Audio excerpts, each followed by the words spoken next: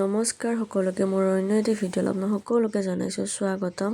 আৰু এইফালে আমাৰ ৰিধিৰ আজি মানে এইটো বছৰত LKGৰ প্ৰথম দিন।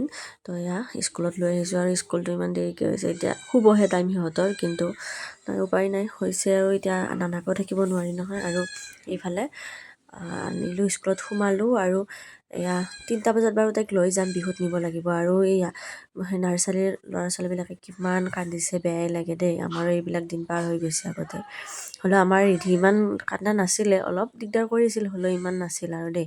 কিন্তু ইমান কান্দিছে সিহঁতে, আৰু তাতে আমি ৰখি আছিলোঁ, ইমান কান্দি আছে নহয়, একদম হেৰি হৈছে। আৰু তাৰ পৰা আহিলোঁ ঘৰত, আহিয়ে জল্দি ওলাই মেলি তাইক 3টা বজাত আনিলোঁ, আনি ওলাই মেলি আনি এতিয়া বিহুত লৈ আহিছোঁ।